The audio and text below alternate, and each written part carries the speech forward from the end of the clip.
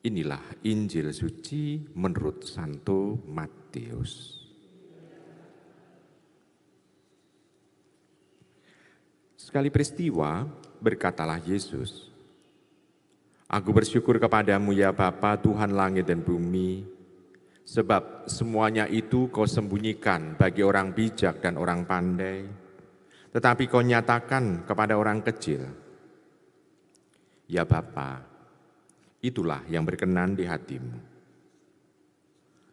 Semua telah diserahkan oleh Bapakku kepadaku, dan tidak seorang pun mengenal anak selain Bapa, dan tidak seorang pun mengenal Bapa selain anak, serta orang yang kepadanya anak berkenan menyatakannya." Demikianlah sabda Tuhan.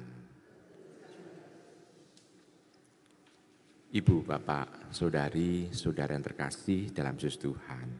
Dalam bacaan Injil kita mendengarkan di sana ungkapan pewahyuan mengenai siapa Tuhan Yesus itu. Dia dan Bapa adalah satu. Satu dalam arti satu kesatuan, bukan satu angka, satu matematika, bukan. Tetapi relasinya juga kalau kita mendalami lebih dalam lagi dalam iman kita adalah Tritunggal, Bapa, Putra, dan Roh Kudus. Saudari-saudari terkasih, ini yang ada. Sedangkan ada fase yang pertama, yakni mengenai sabda Tuhan, mengenai bahwa bab Allah atau Tuhan Yesus itu bersyukur kepada Allah karena ada banyak hal yang disembunyikan bagi orang bijak dan pandai, tetapi dinyatakan kepada orang kecil. Hubungannya apa fase dari dua hal dalam bacaan Injil ini yang dibacakan dalam satu hari untuk kita? Yang pertama, kita harus bisa melihat bahwa pewahyuan mengenai kesatuan Bapa dan Putra ini, kalau dikatakan itu tersembunyi bagi orang bijak dan pandai, karena orang bijak dan pandai pasti akan langsung berpikir, memikirkan kemungkinan-kemungkinan, lalu apakah ini logis atau tidak. Pasti itu yang terjadi.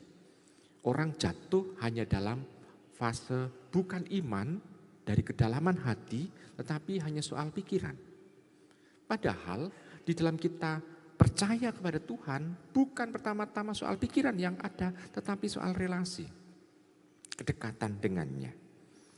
Maka kalau dinyatakan kepada orang kecil bukan pertama-tama ini soal pikirannya, tapi kalau orang kecil selalu akan mengatakan ini itu menyelamatkan saya enggak gitu. Selalu akan mengatakan seperti itu. Kalau iya, dengan mudah dia akan mencoba untuk menerimanya. Tidak akan daki-daki untuk berpikir soal teologisnya bagaimana, sabda-sabda yang lain bagaimana, enggak. Tetapi dia pasti akan berpikir, juga pakai pikiran juga orang-orang yang kecil, orang-orang yang sederhana, namun pikirannya adalah bukan untuk mengkaitkan ini sebagai satu logika, enggak. Tetapi ini bermakna enggak untuk hidup saya selanjutnya setelah kematian misalnya. Ini menyelamatkan saya? Enggak. Ini membuat saya merasakan aman? Enggak. Karena yang dibutuhkan untuk orang yang kecil, orang yang sederhana, orang yang enggak punya kekuatan apapun, gitu, pasti adalah keselamatan. Selamat baik dalam hidup ini maupun juga dalam kehidupan selanjutnya. Nah, Ibu Bapak, Saudara terkasih, ini mengingatkan kita supaya kita dalam kehidupan beriman bukan menghilangkan pikiran kita, bukan, tetapi lebih mengandalkan Allah untuk bertindak. Dalam doa seringkali kita juga tidak mengandalkan Allah. Kenapa? Karena kita seringkali munculnya adalah Tuhan saya minta ini, saya minta itu, saya minta ini. Sudah. Tetapi apakah kita juga mengandalkan relasi kita dengan Tuhan? Kalau mengandalkan relasi dengan Tuhan, kita memang mempunyai permohonan kepada Allah, tetapi juga memberikan kesempatan kepada Allah untuk bertindak sesuai dengan kehendaknya untuk kita. Bukan supaya Allah menuruti kehendak kita, bukan. Tetapi kita menyerahkan pada penyelenggaraan Tuhan, supaya Tuhan bertindak sesuai dengan pikiran Tuhan sendiri untuk dan demi kebaikan kita, demi keselamatan kita. Karena belum tentu apa yang mungkin kita minta kepada Tuhan itu adalah yang terbaik untuk hidup kita.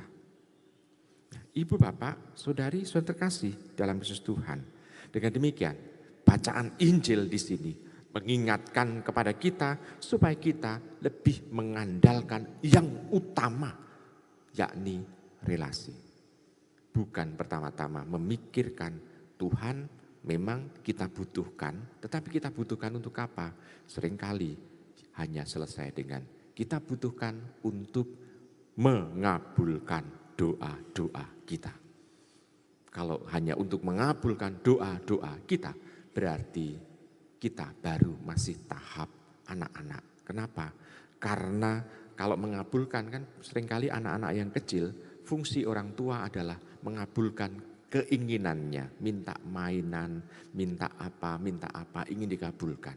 Tetapi orang yang dewasa adalah dalam dia relasi, ada rasa cinta, ada rasa rindu, ada rasa, tetapi juga kehangatan dalam berdialog, kehangatan di dalam dia menjalin relasi yang akrab. Jadi kita bisa melihat dalam hidup beriman juga melihatkan dalam tahap mana kita dalam berelasi. Tuhan menghendaki supaya relasi kita tahap yang lebih dewasa mengandalkan Allah. Penyelenggaraan Allah yang kita pinta. Selamat